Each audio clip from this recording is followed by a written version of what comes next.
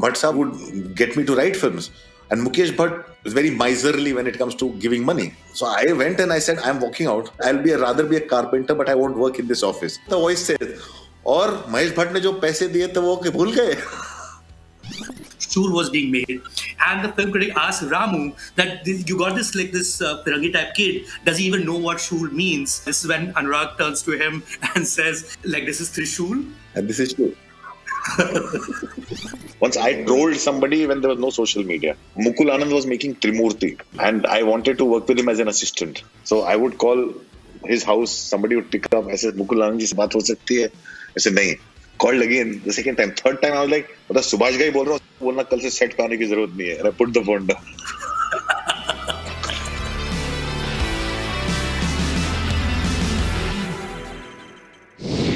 Hello and welcome to Sit with Hilist, our totally unscripted and, in the case of podcast, completely unedited conversation series where we feature what we believe are the top names in terms of most talented people in Bombay film industry. Of course, we don't even need to introduce our guests. Certainly not introduce our guest today, purely because if you don't know who he is, then what are you doing watching this in the first place? What am I doing interviewing him in the first place? Ladies and gentlemen, writer-director Anurag Kashyap. Thank you so much, Anurag, for coming on the show. Thank you so much, Mayank. Thank you so much. Always good to see you. It's great to see you in person. Of course, we're doing this over the screen purely because the whole world is in lockdown mode. But the last time I saw you on screen, Anurag, was in Ghoom Ketu, which is just about a couple of weeks ago, where you were a cop. Why are you covering your face? Why are you covering your face? Because I just find acting very strange. I always end up acting because of emotional blackmail, and I hate to watch myself. So, I had warned them beforehand that if you are making me act in Ghum Ketu, one person definitely won't watch the film is me. So you haven't seen the film? No, I refuse to see the final film. Although I have seen the film at the edit. Yeah, but I was trying to give my feedback, but I haven't seen the final film. I just can't watch myself. If I'll watch the film, I'll watch it for Ilarun and Raghuveer Yadav scenes, which I love so much. They're just so fantastic. Ilarun is just outstanding in the film. So I just watch it as a fanboy for them. Is it true, and I haven't seen those films, but I've only heard about it, that the past few times that you've been on screen as an actor, you played a cop. You're like the Prakash Raj of for films. You played the maximum number of times. You played a cop. Is that true? Jagdish Raj. I'm so sorry. Jagdish Raj. For all the viewers, he's the person who holds a Guinness Book of Record for playing a cop 144 times on screen. And I think Anurag has done that last 3 times on screen. Yeah. I've played cop 3 times for the South film Akira and Ghum Ketu. And Jagdish Raj reached a point where Jagdish Raj used to travel in the cop's uniform that anybody could call him anytime and he was ready to go to shoot. Speaking of which, Anurag, this is something that I've always wanted to ask you because it came up in a conversation or interview I once did with Imtiaz, and this is from back in the 90s when Imtiaz, I'm presuming, was in college. He was in the Dramatic Society that he had founded for Hindu College back then, and there was a TV serial being made at the time. And, I think someone approached him to sort of cast for that TV show. And the first time in his life that he ever saw a portfolio for those who don't know, and I think everyone knows, was a bunch of pictures that you gave him of you in various poses. Yeah. I don't know whether cop was one of them. So that's a fascinating story. The first time the Imtiaz ever saw portfolio back in 1992. 1992 in Delhi, Imtiaz was still in Hindu. And 1992 in Delhi, I had just discovered theatre and I was doing a lot of theatre. And when you start doing theatre, then people tell you, I met a guy who said, you need to get pictures clicked if you want work. And so I got my pictures clicked. So there's a company that used to do that. We'll make portfolio for 3,000 rupees, which is a lot of money. So I collected 3,000 rupees and got some pictures clicked. And those pictures I gave him, that was my only portfolio I made, which I came to Bombay and I didn't know what to do because since I was doing theatre, I thought acting is a way into the film industry, but I wasn't very clear about what I want to do with acting. And I started doing a lot of acting on stage and I did some films. What Imtiaz did not tell you was one of the first films that I did as an actor in the lead role. My co-actor was Imtiaz Ali. So we were both co-actors in a film, the only copy of which is with Z. Because Z premiered that film. on 26th January 1994. What is this film that nobody's heard of? That stars No, both of you nobody in wants to the talk about it. We don't want to talk about it. Imtiaz will kill me. If you so ever try to 19. go into the C library and find it out and put it out there, Imtiaz will come after you. Were you guys the lead role? Were you playing the lead roles in that film, or was it like a Yeah, walk-on part sort of we thing? were both the lead roles. We were the lead roles. No way! No way!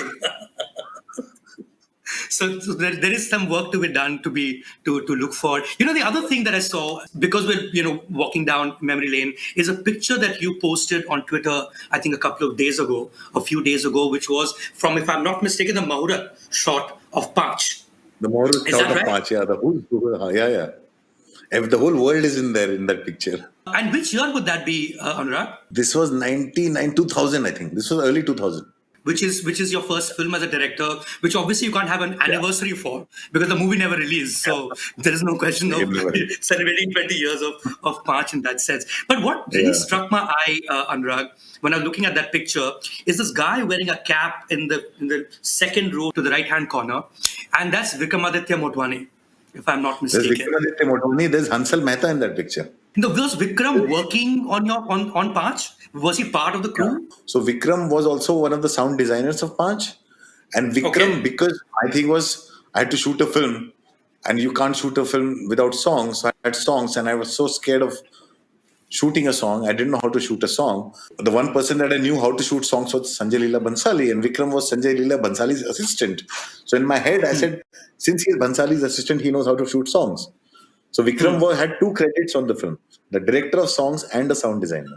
So he shot all the songs in Panch. Yeah, he's the song director. And that was Bosco. That was so many people. Abbas Tyrewala was the lyrics writer. Vishal Bhardwaj did the music. Bosco Caesar's first film as a choreographer. Nati's first film as a cameraman. Vasik's first film as an art director. Vasik Khan. Aarti Bajaj's first film as an editor. It was a first for many people. I mean, also, if you look at it in terms of collaboration, you and Vikram from there on, and did not know that he worked on Panch as well, would be a very strong collaboration in the sense that, of course, viewers would know this, but I need to just repeat it in case you don't. Sacred Games, Vikram was the showrunner, Anurag was the director. Vikram's first film, Udan, Anurag was a producer. I mean, it's a pretty solid partnership. How did you guys first meet? You were from outside Bombay. I'm presuming he's a Bombayite in that sense. I first met Vikram because Aarti Bajaj, my first wife, and my permanent editor and editor of Imtiaz Ali and everyone. So Imtiaz was in XIC. I couldn't get into XIC. I was living in Imtiaz Ali's room. Aarti was a year junior. She came next year to XIC. Vikram Motwani was Aarti's classmate. So I met him first there. But we really became friends during Water, Deepa Mehta's Water, because Vikram was an assistant there. And I was writing the film. I was doing the dialogue for Water. And we spent a lot of time in Banaras, and the Water had a lot of controversy. So we got stuck in Banaras for some time.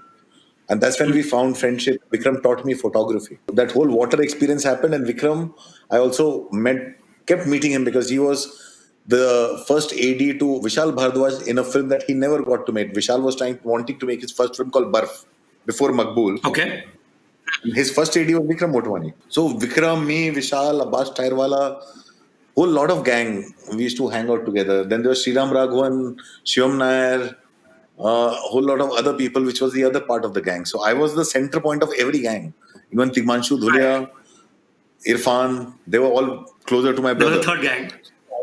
They were a third gang. And I had another friendship circle with Anand Surapur and Zoya Akhtar and everybody else. Whenever I would write a script, I had so many bounce board, I would bounce it off everyone. So we used to do things like that then.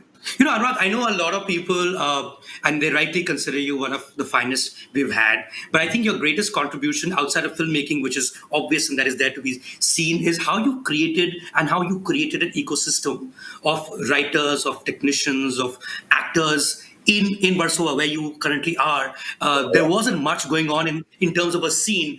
I mean, before you, Ram Gopal Verma, to a huge extent, who you worked with initially, are there stories that you remember of people who you bumped into either on the street or somewhere else in an office? Is there a favorite story? Loads Are there of favorite stories? I have loads of stories of people, how I met them and things like that.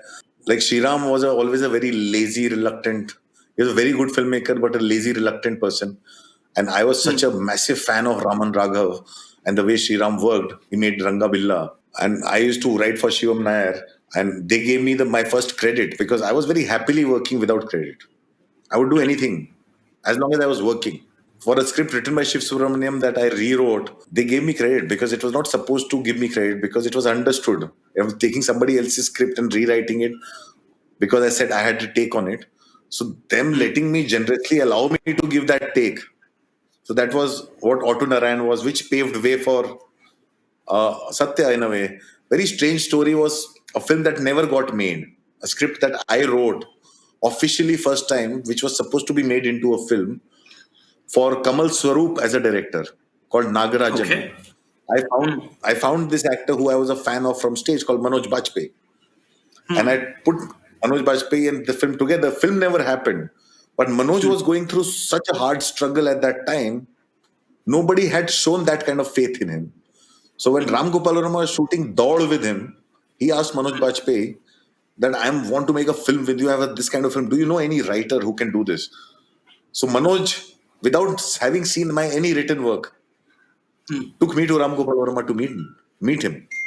The stories like that. There's another amazing story is one of my most favorite stories, like how Mahesh Bhatt and Mukesh Bhatt used to be. Bhatt Sahab was literally before Ram Gopal Varma happened, before anybody happened. He picked me up and he was like, "This guy is very talented," and like he would get me to write films. And Mukesh Bhatt, is very miserly when it comes to giving money. Yeah. And that struggle is so much that it was, and my closest friend at that time in the industry was the kindest to me. One of the people who were the nicest and kindest to me was Pooja Bhatt. And I would go and tell her, Pooja said, just go talk to dad. So I went and I said, I'm walking out. I'm not working in this film. And Mukesh Bhatt said, Aisa kya hai? Because he would change in front of Mahesh ji. This is why you're doing this. He said, rather be a carpenter, but I won't work in this office. And Bhatt Sahab didn't say a word to. I was like waiting for him to say something. And I left the office. I go downstairs and the watchman tells me, Bhatt Sahab ne bola 1 minute rukne ko. So I waited. And the whole thing was because I was desperate. I had to pay rent and I didn't have rent money. Mahesh Bhatt came down and he gave me 10,000 in my hands. At that time, 94, 95, as a wad of cash. And he says, go pay your rent and do not change as a person. And for me, that's very overwhelming. So what happened was, years later, I made Black Friday. And it was banned in India. It was showing at a festival in England. And I was talking about how I walked out on Mukesh Bhatt. And I did tell this, and from the crowd, the voice said, और महेश भट्ट ने जो पैसे दिए थे वो भूल गए. And Bhatt Sahab was sitting in the crowd, and I got so emotional. So I had incidents like that, which was very funny. I remember Amit Khanna, when I walked out of this TV series that Plus Channel was doing with them, and Amit Khanna drove me in a car and saying that, why are you like leaving it? I say, I want to do this film that I really believe in. He says, what film is this? It's Satya. He says, we're getting so much money. And I said, I don't know. I just want to do Satya. It was such a instinctive thing. And I had to write that film. At that time, I was cast in the play called Androcles and the Lion by Nasiruddin Shah.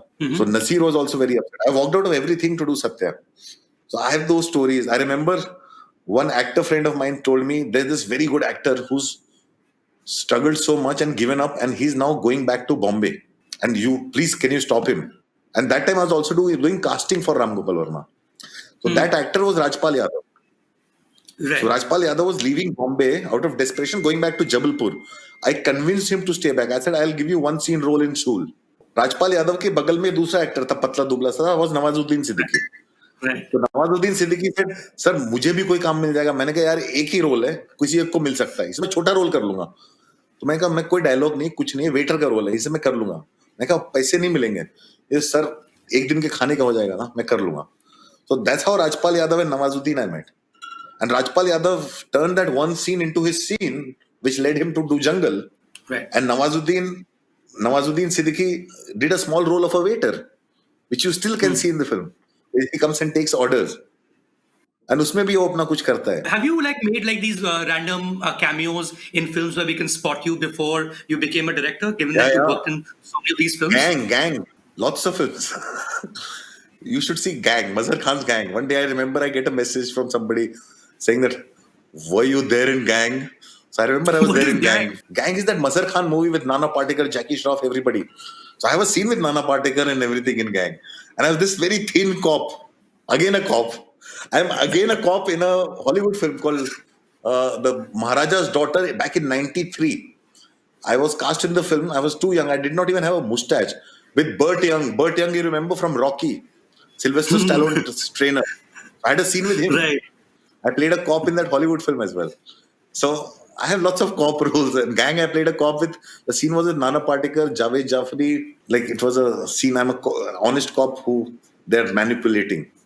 You can spot me in Gang. You got paid for it. It's a proper role in the sense of No, you've been cast through an audition and those no, Gang. processes. I was cast through. I was promised money. I was never paid that money. अच्छा पैसा भी नहीं मिला. Gang, I think nobody got paid. Even the stars didn't get paid. Everybody did it for the love of Mazhar Khan.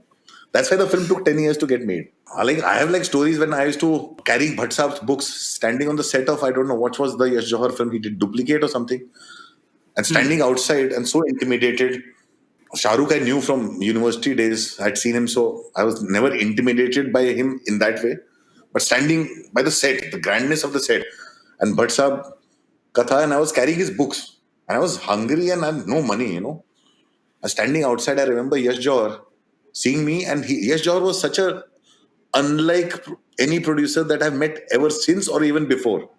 He's just the most kindest, most amazing human being. He sensed I was hungry, and he came to me and he came and asked me. He says, "एक काम करो, किताब रखो side में, कहीं भागी नहीं जा रही है.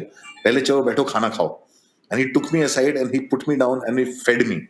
So those little things that you remember for life.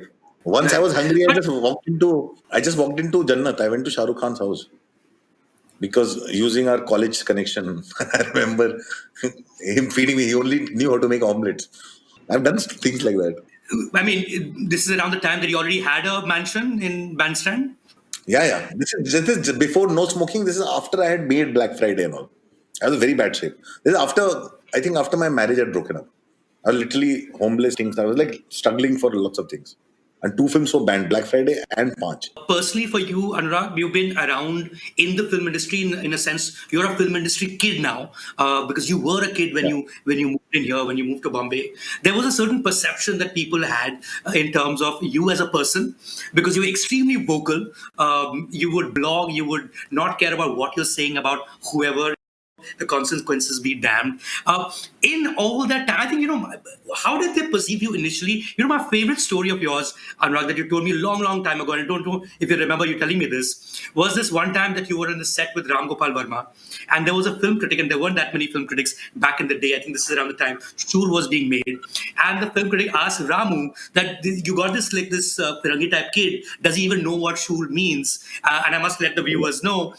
This is when Anurag turns to him and says that like this is Trishul? Trishul and this is And this Shul. is true. That's his audacity of youth. But that hasn't changed so much about you over years, or has it? I was an angry person at that time. Anybody who knew me didn't mind me. Like anyone who knew me, because what happened actually was when I was blogging, so I had fought on the set of Mission Kashmir, and like if you talk to Vidu, he never like kind of ran away from me or thought that I was this angry person. I would get angry, but people also knew that I was childlike. And it's the blogging period that when people did not know me and I went after everything that I thought was mediocre or nepotistic or everything, I was literally that time everybody thought I'm this person. Like Karan, I remember Karan Johar giving an interview and calling me a psychopath. Until then we had not met. Right. And so he called me a psychopath, and I called him a fat kid who still thinks he's the same kid in school or something. No, we remember we had this fight in midday. Actually, I remember saying something about Anil Kapoor in an interview which became the headline, and all that kind of a thing. But it was more because of the blogs, and I had no clue that my blogs that I was writing, I thought I was addressing to these personal, private people, would start getting picked up by the newspapers. And that created a persona which actually was not me, but it helped me a lot in my career. In what because sense? people would because people left me alone. If I would do a film, people said इससे argue नहीं करना चाहिए. So people left me alone a lot. It also helped me build the kind of films that I did. And the greatest thing that blog did to me was it made me meet so many like-minded people. So if you look at all the filmmakers who matter today in some way or the other internationally, started on that blog. Chaitanya Tamhane, Vasan Bala, Neeraj Ghewan, there was Divakar Banerjee was there even before his first film had come out.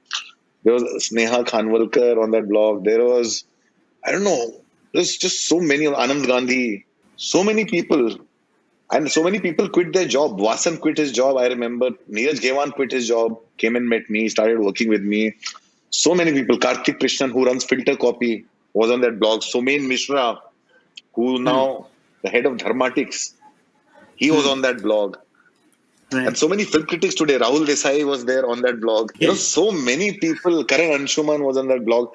So many people were constantly there was a community that it made, and which empowered us and started to just started making things possible for us. Suddenly, these people came, they started working with me. I started raising money for them. People started putting in money. We raised money on Facebook. We started making the kind of films. And my office space became like a dharamshala. People would stay there, live there. The only thing we could provide was food. So it was how things started to change. It was an organic process, and it started by accident. And the accident being the blog. Accident being me discovering internet. Like I bought my first laptop and I discovered internet. So what do you do when you discover internet? You first Google yourself. So I Googled myself. And it landed me on a page where people were talking about my film. And they were all talking about me with incorrect information. So I got onto that page to correct the information. I was like this, because I was going through a phase where everybody was saying things which I was not. I was very angry. I was like, but that's not true. This is who are you? How do you know so much? Because I am Anurag Kashyap. And then I realized that was the blog. That was the blog called PFC. And then she said, why don't you, sir, start talking about your things? So I said, okay, fine, I'll talk. I thought there were just 20 people who would read what I write. Till it got picked up by the media, and then suddenly it changed. Right. I think one of the things that happened as a result, Anurag, and I see this so often in Yari Road, Versova area now.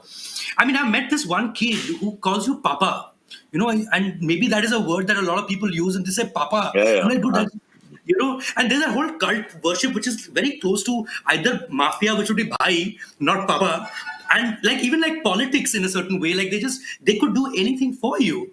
I mean, have you met these kids? Do you come across them? Are they standing outside your office? Yeah, they are. That's why I kind of hide away. I always disappear because it started with me doing casting for Ram Gopal Verma. And what happened was Ramu used to always work with newcomers.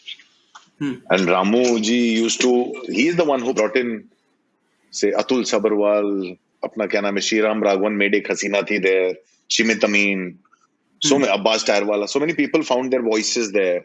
So what happened was, when Ramuji started working with stars, still was constantly discovering new actors.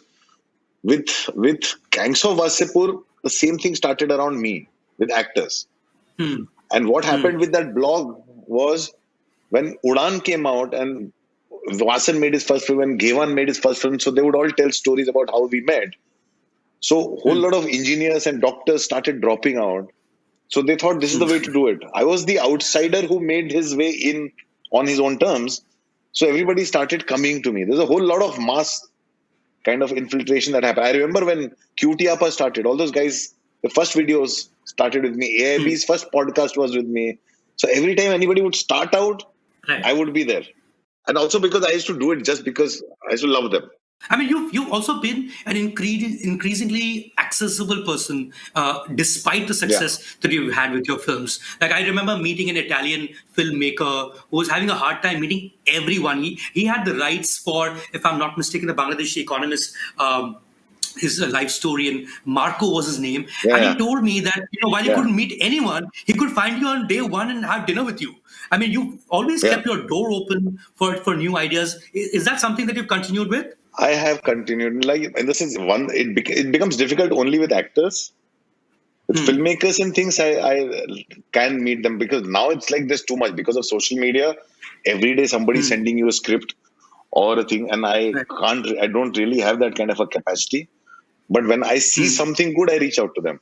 So like say, for example, even forming this new company, the whole idea is that if I believe in a film, which I used to do earlier, I would happily lend my name to it without, there's be no financial transaction.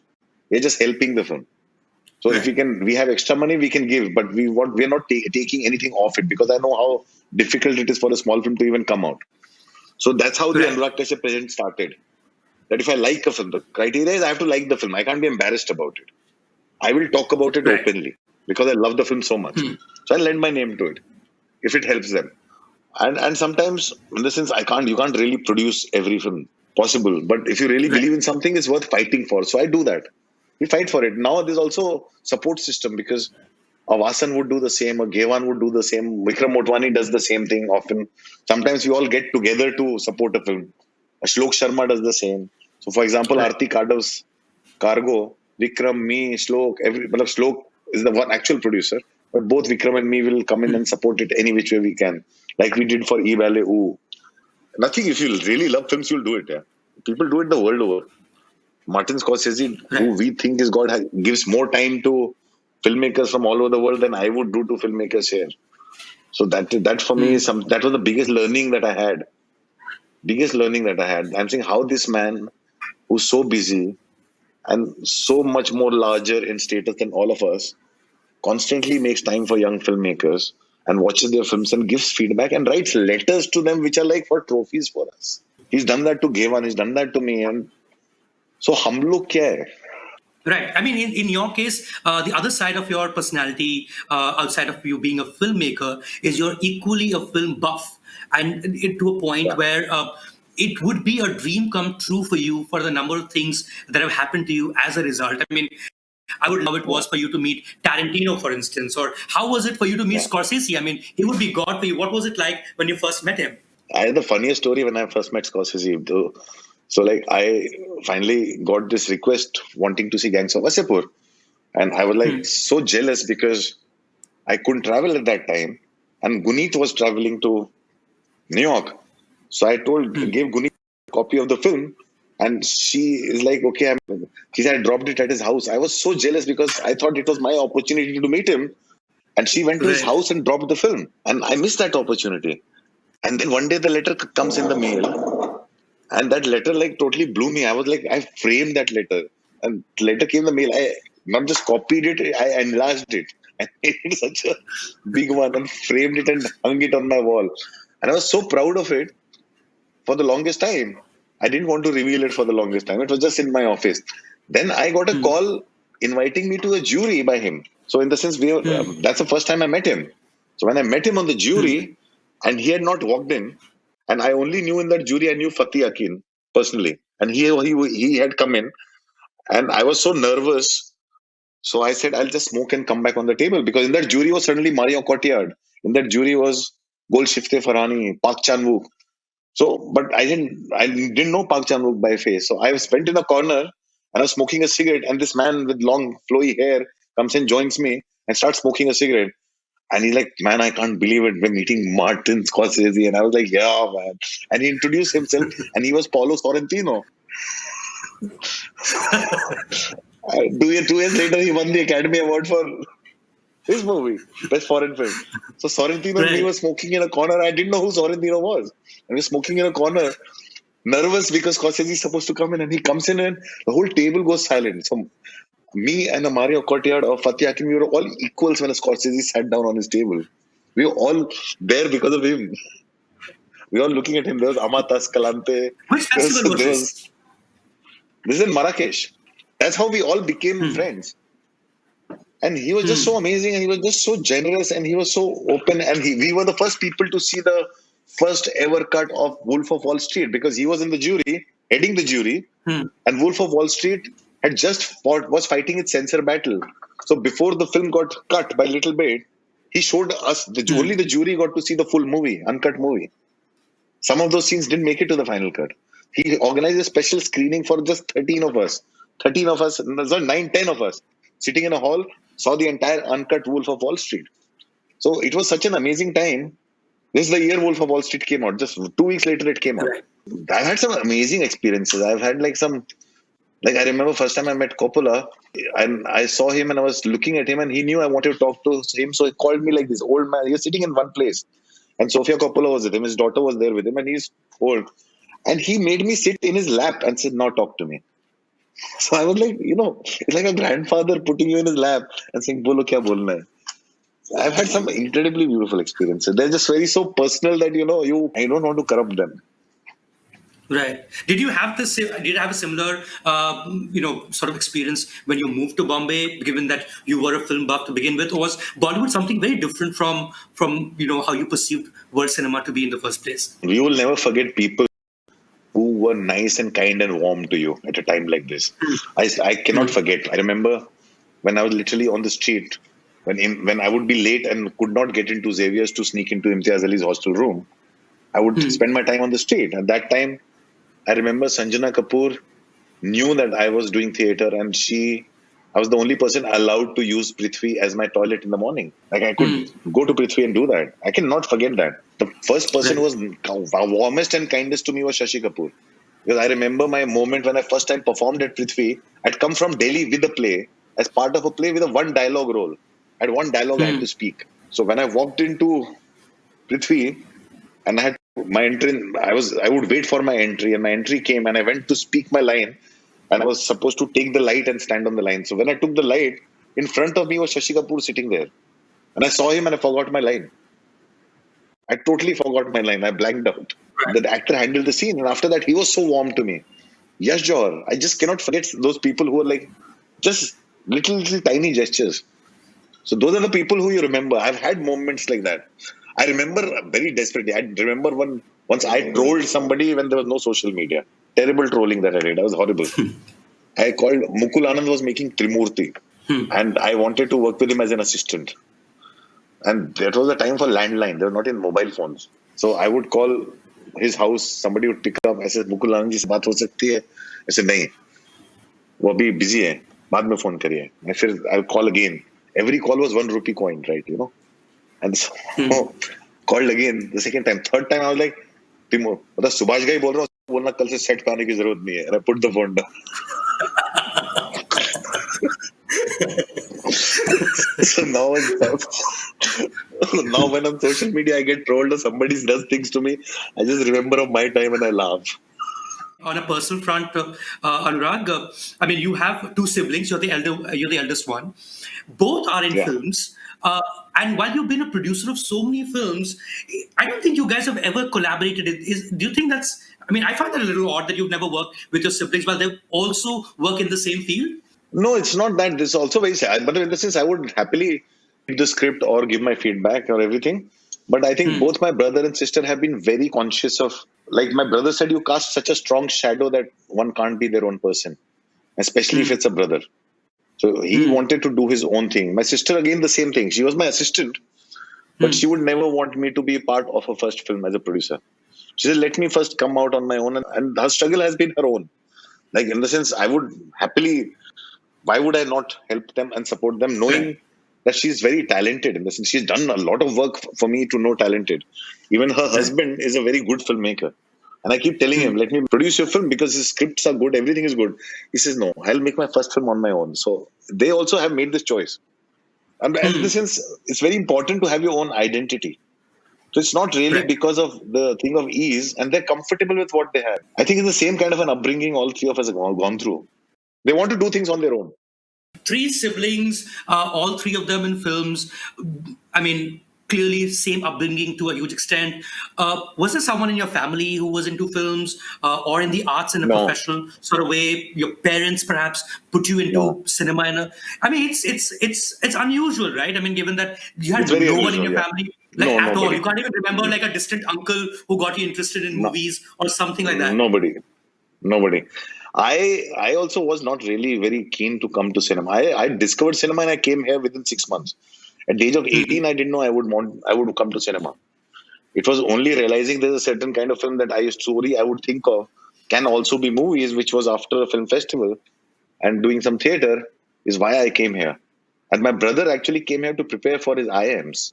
My brother is smart. He knows how to make money. My own biggest strength was I was the fastest writer there was. I could write like 100 pages in a day with my hand. So I would be part of most of the daily soaps at that time. So I would do the ghost writing for lots of daily soaps and dialogue writing for lots of daily soaps. What happened was there was Super Hit Mukabla. Remember that show, Super Hit Mukabla? Yeah. So I'm saying because we all had good command over the language, my brother also has a very good command over the language and he's a good writer. So my brother was preparing for his IIM and one guy came to meet me wanting me to write Super Hit Mukabla because he had heard, because Countdown last moment pe aata tha. And they needed somebody who can write the script in half an hour. And they were paying money like 10,000 rupees per episode at that time, which was a lot of money. And for us who were in the early 20s. And I was like, no, I don't want to write anything that's not meaningful to me. So, I was that young, idealistic, arrogant writer who would write dialogues for Daily Soap. And that's why people didn't understand why I never bothered about credits, because I was not proud of the films that I didn't fight for credits for. It then happened was my brother was sitting there. He went and took this guy aside. He says, "Kitna paisa doge?"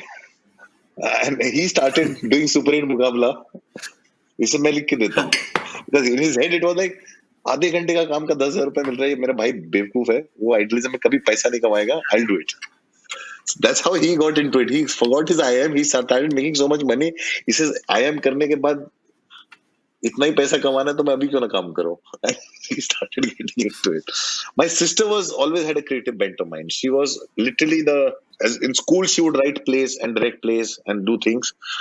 But being a woman, being a girl in the family from North India, my father was very scared. Like, a girl can't get in. She fought her own battle. My father was like, एक गया, दूसरा गया, फिर तीसरा भी जाएगा. So she's the youngest. And plus, so she fought her own battle. She was Tata Interactive and she kind of reached a very peak of his career in Tata Interactive. She quit and joined when she was 30.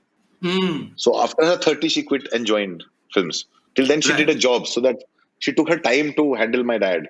And she also loves my dad. So she handled his own insecurities. Today, if you ask my dad, he laughs at it. So, and then she quit and joined, and then she started assisting me on Dev D. And she started from Dev D and Gulal and then Gangs of Wasseypur. And after that, she went independent on her own. She and her husband also makes short films and things. And she just had her first show called Afsos. Also, like personally for you, Anurag, I mean, you are a writer, a director, and I'm presuming the sense I get is that you actually got into films or got into even direction primarily first being a writer. And that's something that you were inclined towards even during school and even later, and you were writing stories, I'm presuming. After all these years, and I mean, we all know the film buff side of you, but if you had to pick one profession, let's say there were, if you had to pick one profession and you had no other choice, you would be a director or a writer. Which of the two would you pick up? I would rather be a director because as a director, I take liberty. See, now I'm working with scripts with other people. Like I have script with Nihit Bhave, Kanika Dhillon, and also Vineet when he came with Mukkabaz. They feel secure with me to let me take their script and interpret it my way, and they stand with me. So throughout the process, and I enjoy that process. I would rather be a director because if I like somebody's story, I can give it a shape alongside, not totally take total liberty with them, sitting with them, with their permission, with their collaboration, and change the script. So I would choose to be a director. Was it after Bombay Velvet, if I'm not mistaken, Anurag, that you actually put out a social media post saying, hey guys, if you have a script, give it to me? Because before, it was almost given that if you are writing is when you are directing, you hadn't worked on anyone else's script in any case. Is that correct? No, I used to, I have worked with ideas of other people. I have collaborated with other people. Like Gangs of Wasseypur came out from the idea of Zishan Kadri. And I collaborated with writers on that. I collaborated on Bombay Velvet with writers. But yeah, it was always something that I was in. It was organic process of start to finish that I was there. But last 3 films, I've taken a script that is already written and have more objectivity on their script, including Sacred Games, and worked on that. So all the Sacred Games, Man Marziyan, Ghost Stories, Mukkabaz, and now Choked. It's all Right. other people's writing that I take, and I take liberty on that, and they give me So that kind of a faith and freedom. Marzia. Now, when you got onto that film, a good portion, I mean, I think for 10 days of the shoot had already happened. That film had already been shot with a different director, with Yeah, different actors, right? yeah, How yeah, was yeah. that like for you as a creative professional to enter a scene so late in the day, like completely as a professional director rather than a writer director? It was not very difficult because that the earlier film had been shelved, and they Hmm. asked me a question: would you like to see because they first gave me the script without saying Hmm. anything. Like Anand Hmm. Rai reached out to me, says, "I want to send you something to read. Tell me if you like it or not." I said, "For Hmm. what?" He said, "No, just to read." He didn't ask me that will you direct it or not. I Hmm. reacted very strongly to the character of Rumi. I said, the girl's character is what attracts me in the film. They asked me, "Karega?" He says, "मैंने कहा हो नहीं रहा." He says, "नहीं वो तो खत्म हो गई, shelve हो गई. We spend a lot of money on it." I said, "If I will do it, then I will do it my way, the way I do a fresh film. I'll cast my own. I'll do music on my own. I will not use anything from the old film. I don't even want to see the old film." He was Right. okay with it. I thought, why would Hmm. he be okay with it? And he was very okay Hmm. with it. He said, "देखो जो करना है कर, मैं कुछ भी नहीं बोलूंगा." So I did that. So I literally recast the film. My thing was like, I wanted to, the way I do about my casting, I said, I need a girl who is Punjabi in the first place. Hmm. I don't want to work with a girl who's a non-Punjabi to make a Who film was that's it set in before? Punjab. I think earlier it was Ayushmann Khurrana, Bhumi, and Vicky. And Correct. I That's correct. spoke to Vicky, and I was looking at a film as a younger film first. So I Hmm. was looking for younger actresses. I said, I'll make it a younger film. So when I spoke to Vicky because Vicky had worked with me, and Vicky says, "Sir, आप ये Hmm. film कर रहे हो, ये वो सारा क्या हो रहा है?" I said, "See, Vicky, I'm making it a younger film. So if I make it a Hmm. younger film, you have to do the older role. But let me first figure it Right. out who I am, because until I don't find Rumi, I can't cast the film. I need to find Rumi first." And we chased a lot of Hmm. younger actors. I sent the script to younger established actors. I tried newcomers. I spent a lot of time with Sania Malhotra, like thinking of her, this, that, everything. It just somehow things were not working out. I accidentally met Tapsi Pannu and met her on a flight where she was very formal. So my perception of her was a very formal person. I was traveling with my Hmm. daughter, and she was traveling, Hmm. and she looked like a very quiet, formal person. None of the roomy in her. Hmm. She Hmm. is also Kanika Dhillon's very good friend. So one day, Hmm. Kanika and Tapsi were hanging out with me, and that was a different Tapsi. I was totally blown. I took Kanika aside. I said, "ये तो है Rumi. This is what you want." He said, "But आपको तो छोटी चाहिए." मैंने कहा, "script change करो, हम बड़ी कर देंगे इसको." And then we started rewriting the script. So we called Tapsi, and then when Tapsi came on board, then I called Vicky. I said, "हम लोग Tapsi के साथ कर रहे हैं. Now you get to play the younger role. We need to find the older guy now." So that's how Right. the process is. For me, it's always like choked. It was first important to find Sarita. Before, Hmm. till I don't get Sarita, I can't do any other casting. So everything will be based around that. So that has been the casting process like that. Anurag, a lot of people who've been on this, who have worked with you in the past as actors, who've been on this podcast, they've spoken about your direction process. And I mean, frankly, if there was someone who was not really an amazing actor and knew their chops, like from start to finish, they would not be able to survive your process. You don't say cut apparently, and you don't say action Yeah. apparently.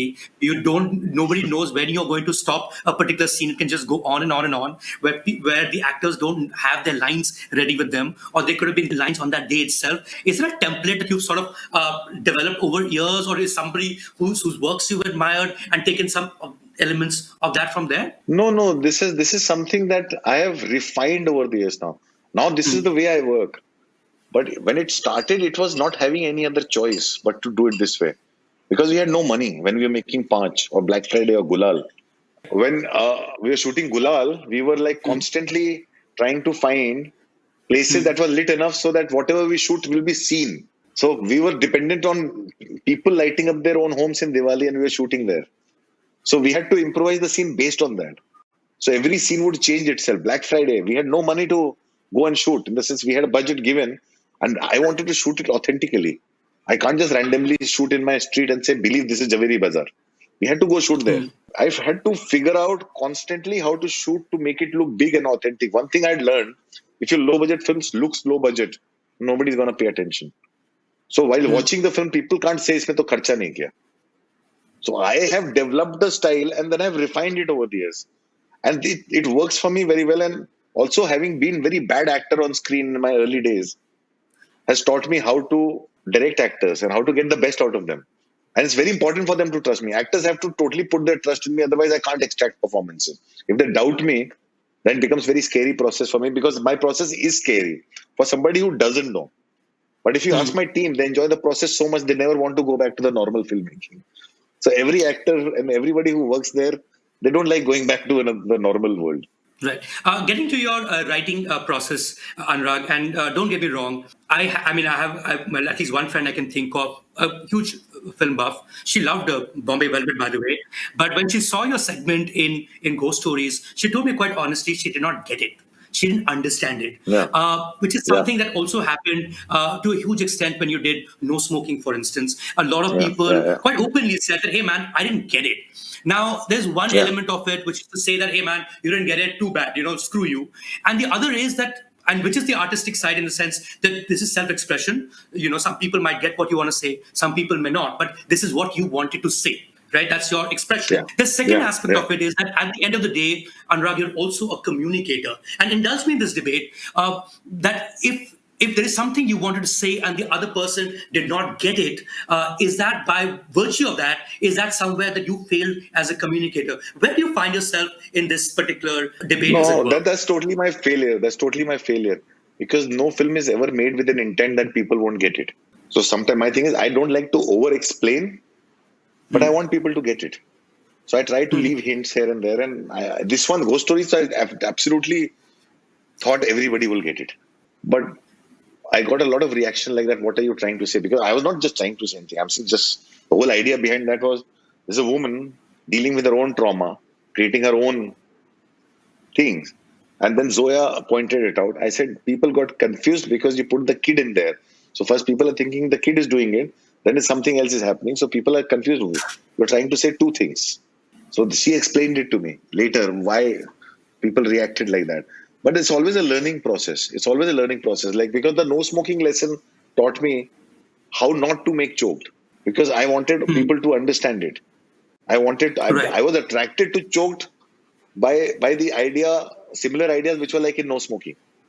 A woman getting money through the sink. It was magic realism. But I needed to buy it, that how's the money coming out of the sink. The Right. process of buying into it made me engineer the whole sink and everything, and the story and screenplay altered itself to adapt that so that people get this. So by the end of it, you understand everything. So it's a lesson that you learn. I thought no smoking, everybody will understand. Did demonetization just fall in your lap in that sense Yeah. as an element Yeah. in the story?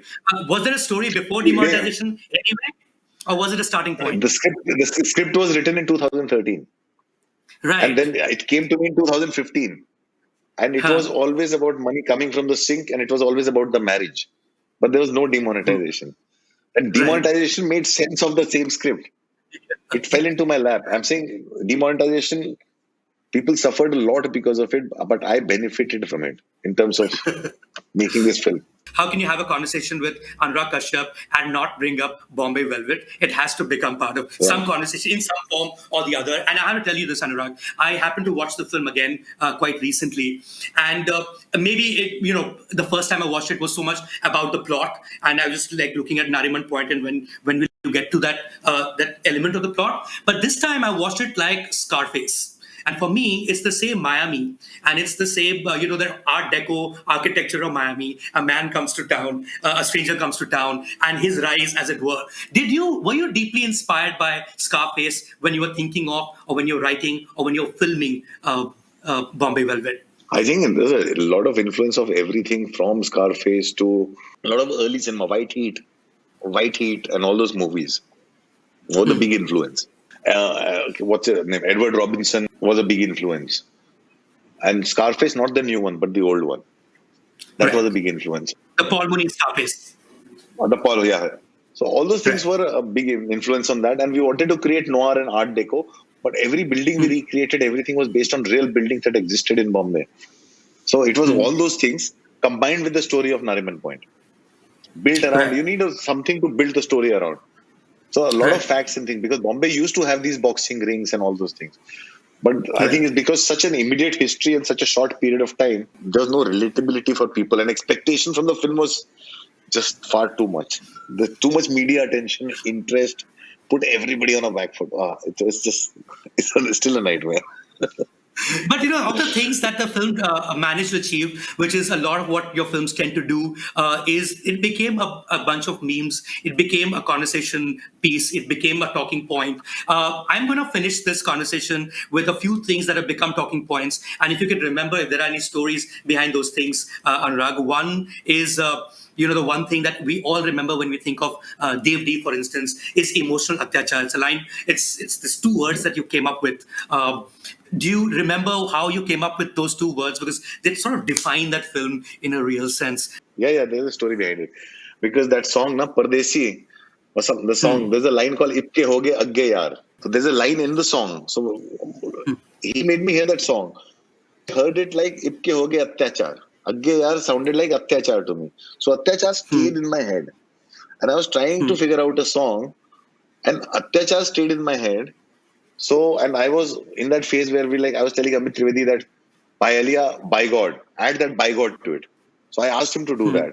So that Agge Yaar, and then I remember that I heard it as Atyachar, and he told me it's Agge Yaar, but Atyachar was playing in my head, and I was lying in bed, and suddenly emotional Atyachar just occurred to me. It was 11 p.m. And I called up Amit. I said, just write down this word, emotional Atyachar. He says, what? I said, just write it down. I want a song around it. I'll tell you. What? Just write it down. And he wrote emotional Atyachar. And I said, and then from emotional Atyachar, I went back to my memory of Kamal Swaroop's Om Darbadar, where the song was Meri Jaan A, Meri Jaan B, Meri Jaan C. And that song influenced me so much that earlier I wanted to use that brass band element in Gulal, which I did not end up using, which we only used a little bit on Piyush Mishra. He's always dressed like a bandmaster. And there's some elements that you have always wanted to use because it impacted you. Also, Underground, Amir Kusturika's Underground, because he constantly plays with the band and that whole opening sequence. I wanted to use that. So it started with using this band element, and we had started shooting. So all those things I said band ka record karna, emotional atyachar gana hai. Baki you figure it out. Baki it was Amitav and Amit. I did not do more than that. I said brass band, emotional atyachar. The other one that everyone talks about is from Gangs of Wasseypur, and it's about obviously that most famous line now is tumse na ho payega. Is there a story behind that? No, there's no story. It's the beautiful delivery of Tigmanshu Dhulia. It's such a beautiful delivery of Tigmanshu Dhulia. He just simplifies it so much. I said, better tumse na ho payega. It's a very Allahabadi. I'm saying there's a lot of credit that's been given, but literally the credit for that line goes to Tigmanshu Dhulia. Keh ke lunga? Keh ke lunga, again, the same thing. It's a gibberish. Because what happens is a lot of songs we record in gibberish when we are trying to find music. So the gibberish that went, when she was recording the song, it went like Kengel lunga. So Sneha was recording the way songs should be in gibberish. So that gibberish became Kengel lunga. I said Kengel lunga, nahi Keh ke lunga. And Keh ke lunga came from that gibberish, became Keh ke lunga. So it was the song that came first. And then I incorporated that in the script, and it became a dialogue. And I called Piyush Mishra. I said, "Keh ke lunga song aap hi likh sakte ho." Talking of scenes, because we're wrapping up, if I have to think of one of the greatest scenes that you've done, Anurag, it would be from Black Friday, and it would be the chase sequence, going fast, going slow. Is there a story behind the chase sequence in Black Friday that you can remember? Yeah, it was just. I remember I was shooting arrests. There's a whole chapter on the arrests of the people who were accused. So after shooting the third arrest, I was like, yaar, it's too repetitive. Police aate hai, kuch kar rahe hote hain. Abhi main kitna alag sochunga. But we had to show, what is very important was to show that what part of the city these people came from. So I said, instead of showing every individual arrest, to show what part of the world they came from, let's shoot a chase sequence in that world. Through the chase, we see the lives they live in. Through the chase, we see the tiredness of the police. Because the stories were both sides. Our police was tired. Koi nikal jata tha, se koi pakda jata tha. So instead of shooting 10 different or 12 different scenes, I made it one scene, which had everything. So we shot on those difficult places where they lived. So you saw people living on the nala, on the pipe, and the chase across, and how how Bandra West to East it connects, and how people kind of run through, and just seeing the mass of people that is there. So that chase became a kind of a metaphor for every arrest and the police's exhaustion of it. So that's how the thing was. But that came after shooting 4 arrest sequence and I couldn't find any more new idea to show an arrest. The same idea why I put the demonetization song in Choked. I just did not want to go into the details of it. I just wanted to show one euphoria. Like how जैसे थाली बजाने को बोला तो लोग सड़क पे आके नाचने लग जाते हैं या कुछ भी बोला तो similarly ऐसे एक गाने में खत्म करो about demonetization, first day of demonetization, let's jump to the story. So I just used that one song to, from the euphoria, we took some actual news footage and you go into that. Because it becomes very repetitive. क्या दिखाओगे? अभी demonetization doesn't mean I show everything that happened around demonetization. Right. For me, I need to come back to my story fast. Same thing. Same logic that I used for the chase, the logic I used for the song. Final question, Anurag. This is the film buff side of you. We're all in lockdown. The whole world is in lockdown and has been for a very long time. If you were stuck in a situation where you could only have one film with you to watch over like some 60 or 70 days that it's been, which one would you pick? Because you don't have a choice now. You only one movie you can keep with you while you're in lockdown. Only one movie? Only one film. Oh my God. That is so... Battles of Honor and the Yakuza tapes. The Yakuza tapes? The Yakuza tapes. For a simple reason, it's a 12-hour, 6-part film. Yeah. Well, in that sense, if all of us had to pick one film, the only one that we can keep throughout the lockdown, it would have to be Gangs of Wasseypur. That's at least five hours plus. And we would love it, of course. We've seen it many, many times over and enjoyed it. Thank you so much, I can do Anurag. that with Godfather also. Yeah, thank you so much. All three. But you can only one. You can only take one, though. Not all three. Well, yeah, I mean, Gangs of Wasseypur is also 2 parts in that sense. Yeah. Thank you, Anurag. Thank you so so much for doing this. Hope to catch you soon. And all the best for the movie. Thank you so much. Thank you so much.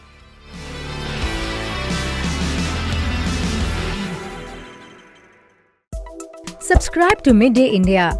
Get direct notifications on all our videos by clicking on the bell icon.